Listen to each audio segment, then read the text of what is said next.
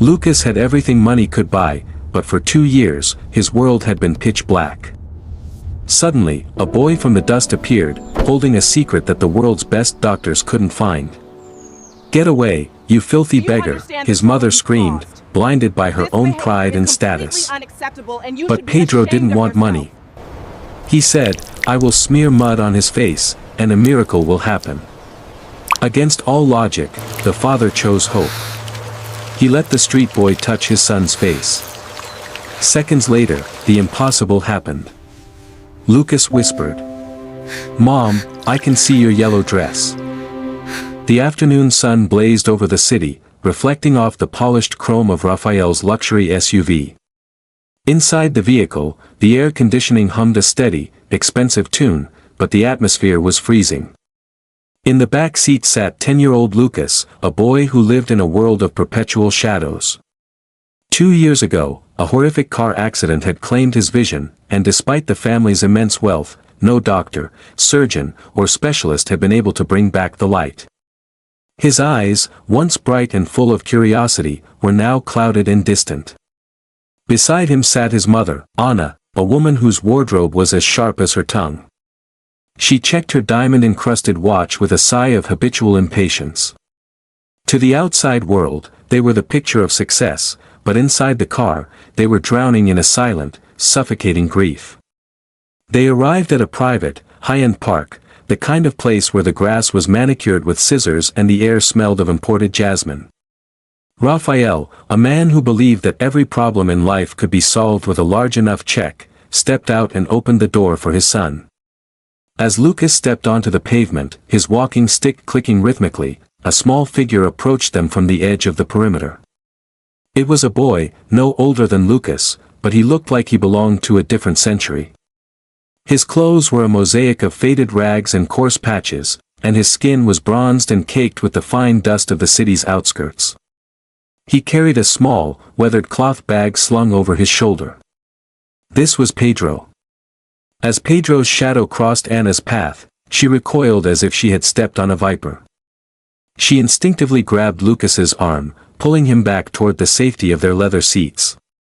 "Don't come any closer," she snapped, her voice cutting through the quiet park like a whip. "We don't have any change today, and we certainly don't have time for beggars." But Pedro wasn't looking at her designer handbag or Raphael's gold watch. He was looking directly into Lucas's sightless eyes with an intensity that was unnerving.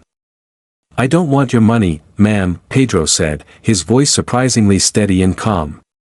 "I've been watching him from the gate for 3 days. I want to help him see again." The statement was so absurd, so profoundly offensive to Anna's sensibilities, that she let out a bitter, mocking laugh. "Help him? We've flown to Switzerland, we've seen the top neurologists in the world. What could a filthy boy from the streets possibly do?" She turned to Raphael, her face flushed with indignation. "Raphael, call security. This is exactly why I said we shouldn't come to this part of town. This boy is a menace." Pedro didn't flinch. He reached into his weathered bag and pulled out a handful of dark, wet, glistening mud. The contrast was startling, the boy's grimy hand holding the earth against the backdrop of the family's pristine, white bread world. "I'm going to smear mud on your face," Pedro said, looking directly at Lucas. "And if you trust me, a miracle will happen." Anna let out a sharp cry of disgust, signaling for the park guard to intervene. She accused the boy of being a dirty delinquent who wanted to humiliate her family. But in that moment of high tension, something miraculous happened. Lucas, who hadn't spoken a word since they left the house, reached out his hand toward the sound of Pedro's voice. "Wait," Lucas whispered, his voice trembling. "Mom, please. Let him." The conflict was immediate and visceral. To Anna, Pedro was a stain on their perfect lives, a low-status intruder who didn't know his place. To Raphael, he was a strange, possibly dangerous curiosity. But to Lucas, Pedro represented the first spark of something that didn't smell like a sterile hospital or sound like a pitying doctor. The tension peaked as the security guard's heavy footsteps approached, but Raphael, moved by the sudden, desperate hope in his son's face, put a hand up to stop the guard. He looked at the mud, then at the beggar boy, and then at his terrified, furious wife. He was about to make a choice that would defy all logic, a choice that would either be the greatest mistake of his life or the beginning of a miracle. The drive back to the mansion was conducted in a silence so heavy it felt like a physical weight pressing down on the leather upholstery. Raphael sat in the front, his hands gripping the steering wheel until his knuckles turned white, while Anna stared out the side window, her face a mask of icy fury. In the back, Lucas sat perfectly still, but for the first time in years, his fingers weren't twitching with anxiety, they were resting calmly on his knees. And beside him, buckled into a seat that probably cost more than his entire neighborhood, was Pedro. The boy looked out at the passing skyscrapers of the Murrumbide district with a quiet, observant gaze, seemingly unfazed by the sudden shift from the dusty park to the lap of luxury. To Anna, every second Pedro spent in their car was an insult to their status, a reckless gamble with their son's fragile emotional state. When they arrived at the estate, the iron gates swung open like the mouth of a dragon. The mansion stood as a monument to Raphael's success, all glass, marble, and cold, hard edges. As they entered the foyer, the echoes of their footsteps on the polished stone seemed to mock the ragged appearance of their young guest. Anna turned on Raphael the moment the door closed. "Have you completely lost your mind?" she hissed, her voice a sharp whisper to avoid Lucas hearing. "You've invited a homeless child, a boy who literally lives in the dirt, into our home to perform some primitive ritual. Think of the germs, Raphael. Think of the humiliation if our neighbors see this. We are the laughingstock of the medical community if word gets out that we've traded world-class surgeons for a bucket of mud." Raphael didn't answer immediately.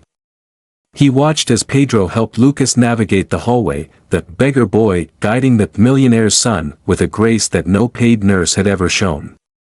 "Anna," Raphael finally said, his voice weary but firm. "Science gave us a diagnosis. It gave us a bill for $500,000. But it didn't give us hope. Did you see Lucas's face at the park? He didn't look like a patient for the first time in 2 years. He looked like a child who wanted to believe in something again. If I have to be a laughingstock to see my son smile, then I'll wear the clown suit gladly." Pedro was led to the kitchen, a room that felt more like a laboratory than a place for family meals. He sat on the edge of a high-backed chair, his small bag of earth resting on his lap like a sacred relic. He told them he lived on Santo Antonio Street, near the market, staying with his Aunt Rosa when there was room, and at the São José shelter when there wasn't. He spoke of his grandmother, Dona Esperanca, a woman who possessed no degrees but understood the language of the body.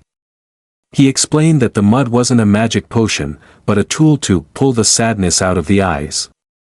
Anna stood in the doorway, her arms crossed, her eyes narrowed in deep skepticism. "The eyes are a complex biological system, boy," she said coldly. "They don't have sadness in them. They have nerves, lenses, and retinas." Pedro looked at her, his eyes filled with a haunting, ancient empathy that seemed impossible for a child. "My grandmother used to say that some people are blind because their eyes are broken, but others are blind because their hearts saw something so terrible that they decided to close the curtains to stay safe. Lucas isn't just hurt, ma'am. He's hiding. He's trapped in the moment the car turned over, and he's afraid that if he opens his eyes, he'll still be in that wreckage." The words hit Anna like a physical blow to the chest. She remembered the night of the crash, the smell of burning rubber, the cold rain, and the way Lucas had screamed in the dark, thinking his parents were dead. Despite her terror and her pride, the deal was struck. Raphael insisted on a trial. Pedro would stay in the guest room, a room larger than any house he had ever lived in. The treatment would begin the following morning in the garden, away from the prying eyes of their social circle. Anna agreed, but her heart remained a fortress of bitterness. She was convinced that this would end in a devastating emotional crash for Lucas, and she spent the night awake, watching the clock, waiting for the sun to rise so she could prove the beggar boy was a fraud and cast him back into the streets where he belonged. The morning arrived with a thin, silver mist clinging to the manicured lawns of the estate. Inside the house, the tension had reached a breaking point.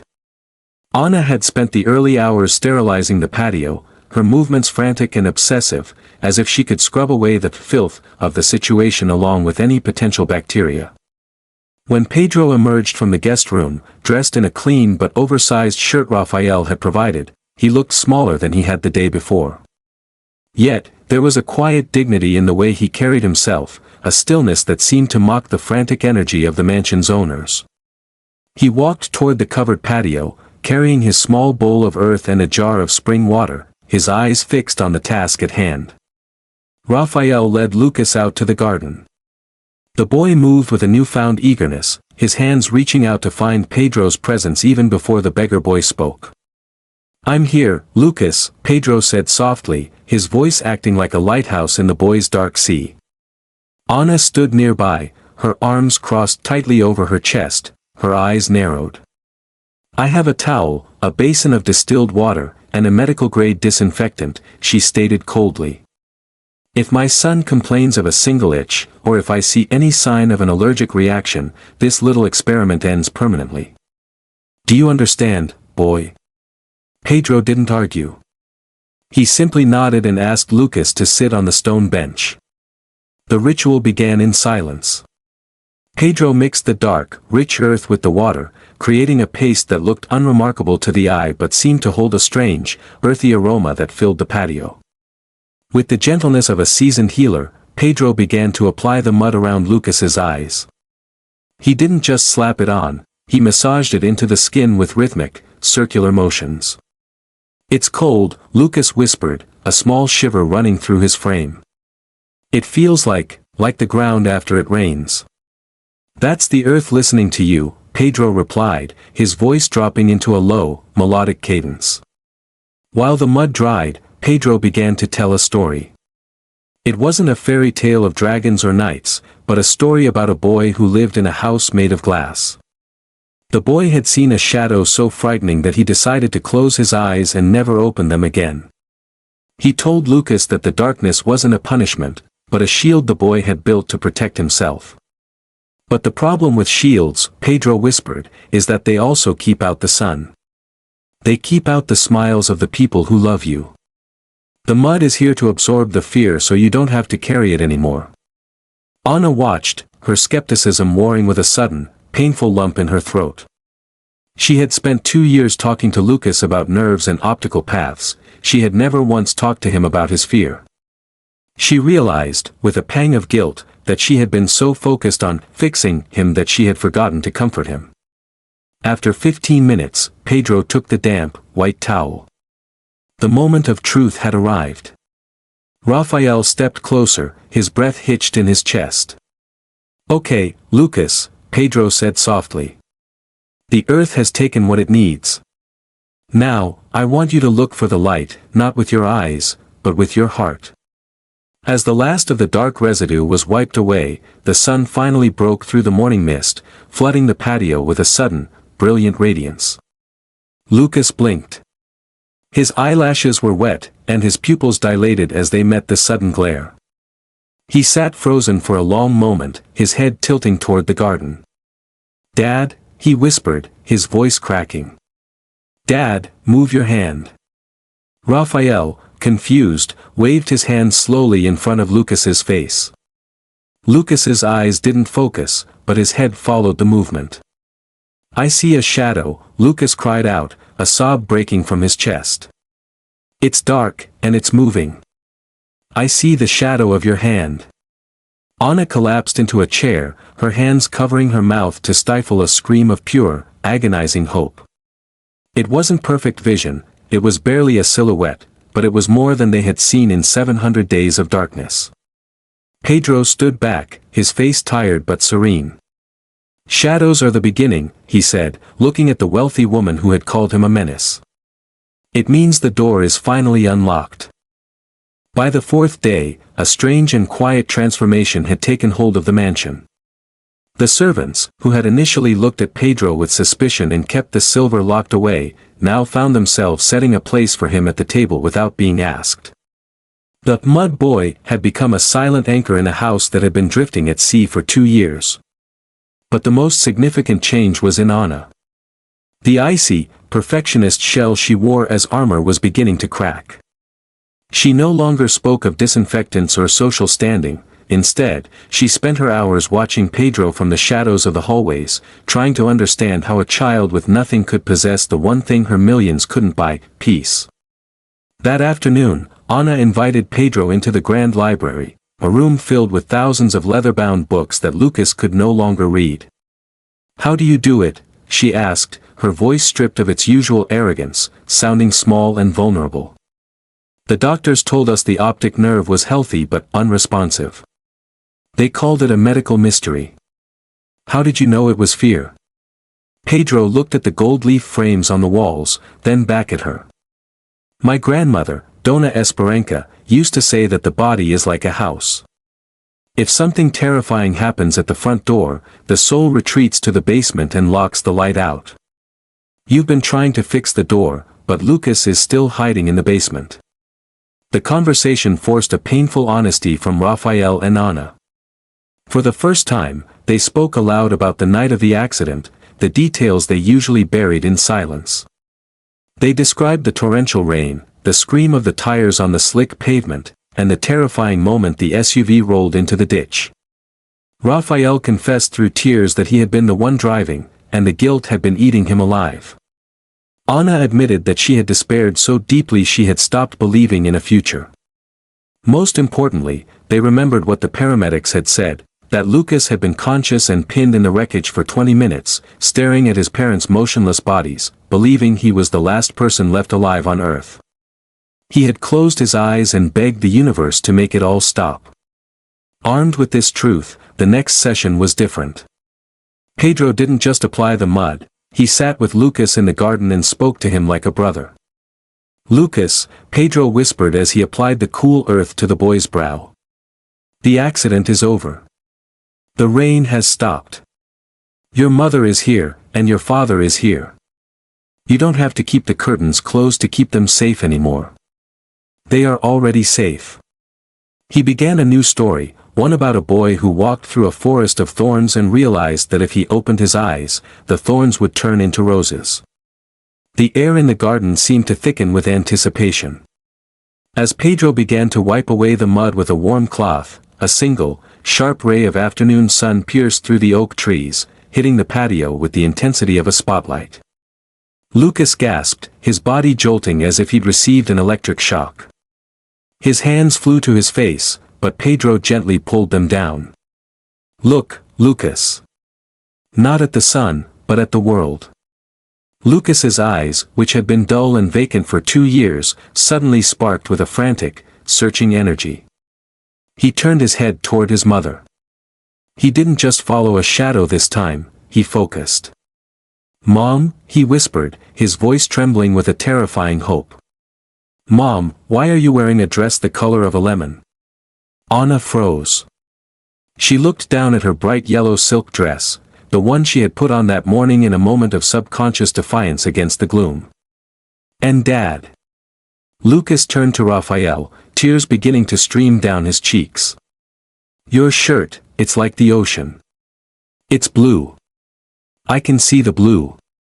The silence that followed was broken only by the sound of Anna's knees hitting the stone floor as she collapsed in a fit of joyful, hysterical sobbing. She gathered her son in her arms, and for the first time since the crash, they weren't mourning a tragedy, they were celebrating a resurrection. Raphael joined them, a titan of industry reduced to a weeping father, holding his family together. In the corner of the patio, the boy from the dust stood quietly, his task nearly complete. He didn't ask for a reward or a round of applause. He simply watched the miracle he had facilitated, knowing that the beggar boy had just given the millionaires the only thing in the world that was truly priceless. The days following the restoration of Lucas's sight were a whirlwind of color and sound that the mansion had not witnessed in years. The heavy velvet curtains, which had been drawn tight to match the darkness of Lucas's world, were now flung wide, allowing the golden Brazilian sun to illuminate every corner of the house. Lucas was like a toddler again, pointing at the most mundane objects, the emerald green of a houseplant, the intricate patterns in the marble floor, the deep brown of his father's eyes, and laughing with a pure, infectious joy that brought the staff to tears. But while the house was filled with celebration, a quiet tension began to build around Pedro. The boy from the dust remained humble, almost invisible, retreating to the shadows whenever the family's high society friends came by to witness the medical miracle.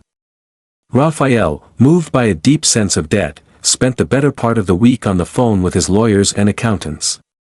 To a man like Raphael, a miracle had a price tag, and he was determined to pay it. He prepared a leather portfolio containing a check that would have allowed Pedro to buy a luxury apartment in the finest part of the city, along with a trust fund that would ensure he never had to look for a scrap of food again. He also ordered a fleet of designers to bring the most expensive clothes, gadgets, and watches to the house, intending to transform the beggar boy into a young prince. One evening, Raphael called Pedro into his study. Anna was there, her eyes red from a mix of exhaustion and happiness. On the mahogany desk sat the portfolio. "Pedro," Raphael began, his voice thick with emotion. "You have given us back our life. There are no words to thank you, so I hope these actions speak for us." He pushed the check across the desk. "This will change your life. You'll never have to live in the dirt again. You can go to any school, in any country. You've earned it." Pedro looked at the check, then at the expensive suits laid out on the sofa, and finally at Raphael. To the shock of the millionaires, the boy didn't reach for the money. He didn't even smile. Instead, a look of quiet sadness crossed his face.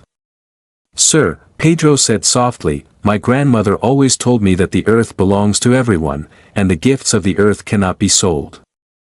If I take this money, I am telling the universe that my heart was only helping Lucas because I wanted your paper. And that wouldn't be the truth." The room fell into a stunned silence. Anna felt a sharp, stinging pain in her chest, a moment of instant karma, as she remembered her words at the park when she had called him a filthy menace who only wanted change. She realized that while she had millions in the bank, she was spiritually bankrupt compared to the child standing before her. She had judged him for his rags, never imagining that the boy she considered low status possessed a moral code that was far more sophisticated than her own.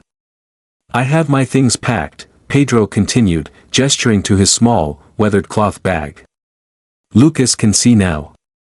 He doesn't need me to tell him stories anymore. I should go back to Santo Antonio Street. My Aunt Rosa will be wondering where I am." "No." The voice came from the doorway. Lucas stood there, his vision sharp and clear, his eyes fixed on the boy who had saved him. "You can't go, Pedro. You're not just the boy with the mud. You're my brother." Anna stepped forward, her silk dress rustling in the quiet room. She knelt down in front of Pedro, ignoring the dust that still clung to his old shoes. She took his small, rough hands in hers.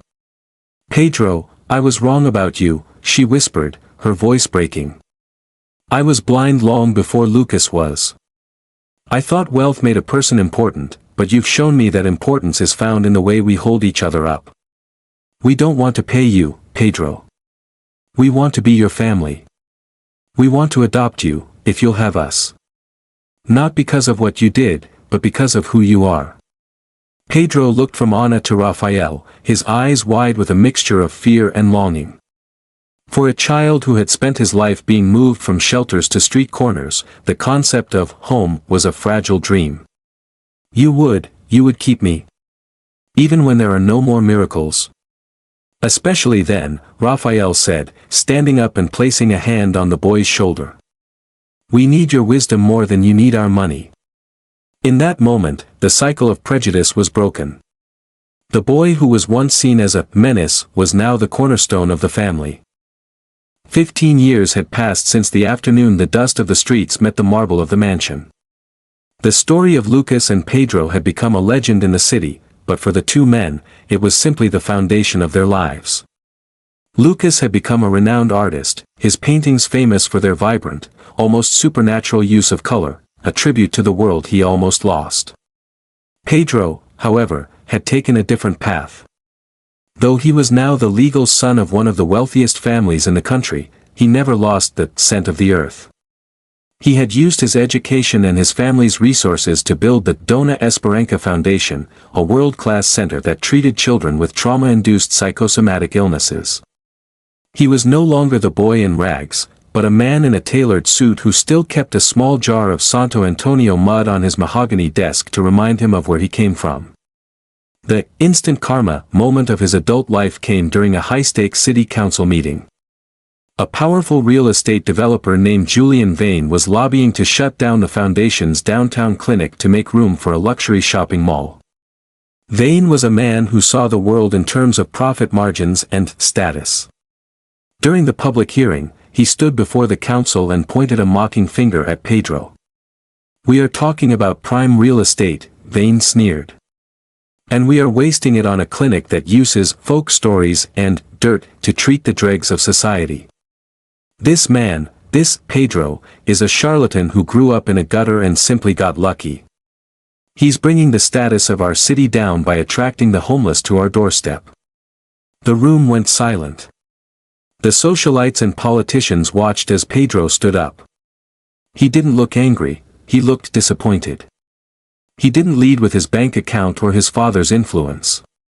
Instead, he pulled a weathered, yellowed photograph from his pocket and placed it on the projector. It was a photo of a small, dirty boy holding a cloth bag.